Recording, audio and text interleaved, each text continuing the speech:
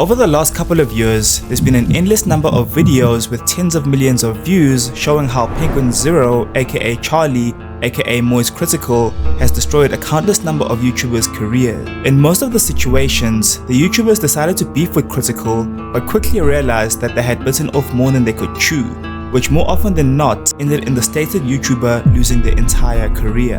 Which is why the following YouTubers lost everything after their greed was exposed by Critical, and we're going to start with the greediest of them all, a channel called Watcher with over 2.8 million subscribers. Yesterday, a beloved YouTube group made an announcement, and it did not go over well. They ended up getting dunked on more than a Fisher-Price basketball hoop. Watcher was created by the guys from BuzzFeed Unsolved in 2019 after they parted ways with BuzzFeed to do their own thing. Capitalizing off of their BuzzFeed experience, their channel centered around chilling ghost stories, unsolved mysteries, and conspiracy theories. Their channel was a success, gaining millions of subscribers and millions of views on every single upload. Everything seemed to be going fine until they decided to post a video on the 19th of April 2024 titled Goodbye YouTube, announcing that they'd no longer be uploading on YouTube and would instead put all of their content behind a paywall on their private streaming service. They would charge $6 a month for the same content that they'd been posting on YouTube for free for the past 5 years. They said they made the service $5.99 because everyone and anyone can afford it. We want to keep the price low enough where anybody and everybody is able to afford it. Critical went on to talk about how out of touch they were with their audience. That is extraordinarily out of touch. That face right there says it all. Naturally, they received intense backlash for the video, which started with an over 90% dislike ratio, followed by comments from the audience saying, "I'm proud of the community we fostered. Leaves community they fostered. This feels like a breakup, and the only reason was you calling me broke." The goodbye video being over 10 minutes for that sweet YouTube AdSense is just the icing on the cake. This decision was made out of greed because when you think about it from a business perspective, the growth of their streaming service would be severely limited. New viewers won't pay the same amount of money they would pay for a Netflix, Disney Plus, or HBO subscription, who have an endless catalog of videos to watch, just to pay for a platform that only has videos of Watcher. But I just really think it's a pretty dumb idea. This is going to completely kill their growth as a brand. It's going to be a very hard sell to people that don't know the Watcher why they should be willing to pay $5.99 a month to watch YouTube videos. Like, that's just not an easy thing to sell to people. Similarly, they had just given a massive FU to their loyal subscribers who would be the majority of the people joining this platform. It only come from a very loyal fan base that's already hooked on their content in this audience they built on YouTube, which they're now abandoning. Even with dropping like the premiere video on their channel, I think that's just going to frustrate people more. Like, oh, I really want to watch the rest of this. Oh, but I have to pay $6.99 for it, and I only get this? Like, that's not worth it. They ultimately paid the price for this cash grab because on the exact same day the video was posted, they would end up losing just under 100,000 subscribers. This would cause them to get into panic mode and release a video just 3 days later, backtracking on every single thing that they had just said. We messed up. A lot of you spoke out with extremely valid comments and concerns, and we want to take the time now to address those. The video was visibly darker than the first one, attempting to subtly tap into the audience psychology. They now promise to continue posting free content on YouTube a month after it debuts on their platform, which is a sensible model used by many YouTubers with Patreon. Yet, due to their poor handling of the situation, there was a high risk that some viewers may avoid it completely out of principle, which is exactly what they did because the 8 videos before the announcement averaged over 1.5 million views, yet after the announcement video, they barely cracked 500,000 views, with one video totaling a whopping 52,000 views. But this is not as bad as the next Twitch streamer who landed in Critical's crosshairs in a video that racked up over 14 million views after she showed the world what an entitled CUNT looks like.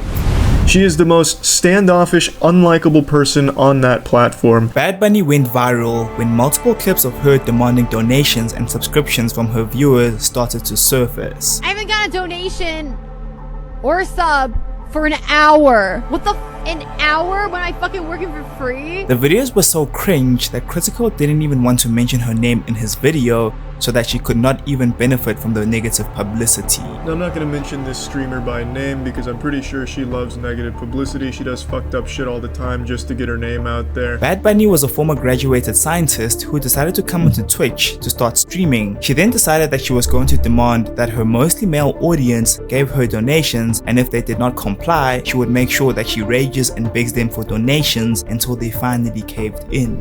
How did my whole speech about how I need subs to keep the stream going if you like the content, blah, blah, blah, how that results in 0 subs? There are regulars here.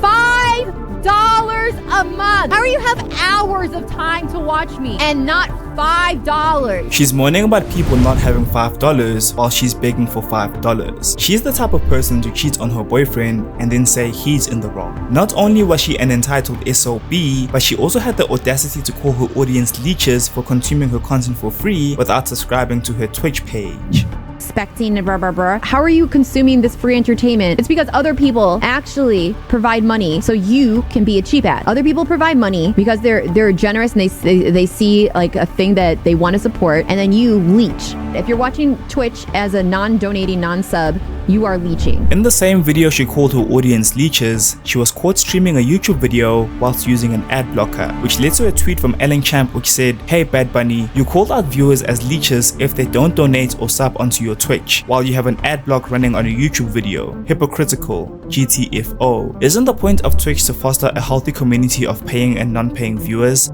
not call the non-paying viewers leeches?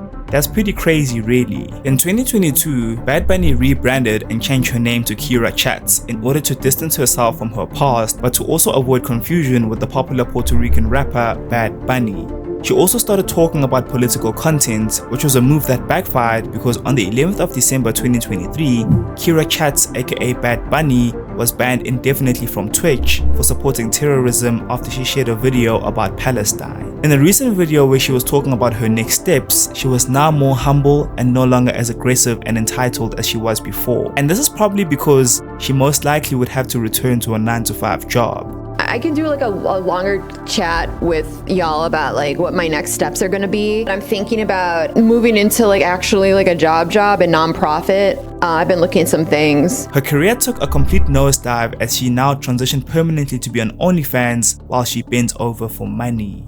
But at least Bad Bunny's demise was self-inflicted, which is more than you can say for Slicker, who inflicted damage to dozens of people when he scammed them out of $300,000 in total due to his gambling addiction. Yesterday, one of the largest and longest running scams in Twitch history was brought to light. It was led by a streamer named It's Slicker, and it wasn't like some big tight operation or anything. Slicker was a Twitch streamer who racked up an impressive 432,000 followers on Twitch and was known for streaming games like Counter-Strike and League of Legends. He also used his stream to create vlogs of him just talking to his audience. Everything was going fine on the surface until Twitch user Mickle P uploaded a video of Slicker asking for money. In that video, Slicker was claiming that his bank account had been locked for 3 to 4 days and his credit score was in danger of dropping. Basically, my bank account got locked. I've been asking around people, sadly, until my credit starts getting fucked up. And I was looking for people that actually work and I could ask if I could borrow from, and I'll pay back. Genuinely, give me 2 months and I can pay back. This clip was just scratching the surface because soon after that video was released, a subreddit thread was created by Livestream Fail, which would go on to show just how much the scumbag was scamming his audience and getting away with murder. When he was propositioning his subscribers, he first would ask him how old they were and if they had a job so that he could get a sense of whether they were liquid or not. He then would tell them that he has a huge favor to ask, but that they must keep it personal to create the illusion that they were the only one being asked. Once he had them nice and comfortable, he would follow it up with a video call or a clip to legitimize the whole thing and prove to his subscriber that his account wasn't hacked. Basically, my bank account got locked because fucking retarded UK banks, but whatever. I was wondering if I asked if I could borrow money and I'd pay you back.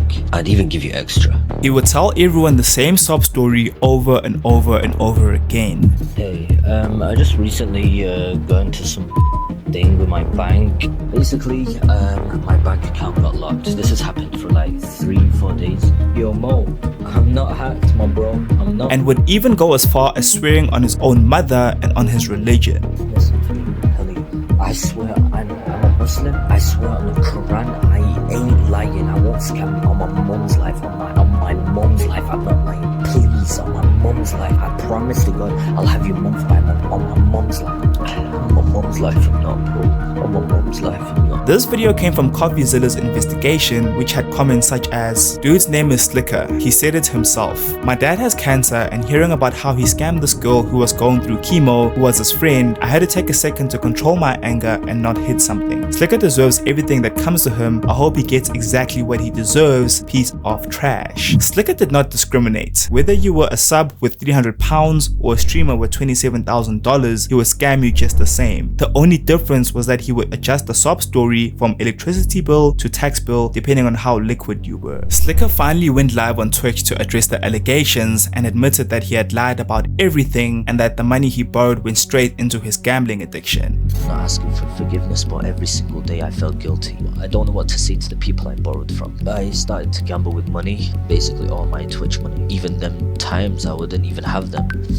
I would come across streamers and ask them if I could borrow money. Slicker has since been permanently banned on Twitch. However, he is still going strong with a healthy 17,000 followers on Kick.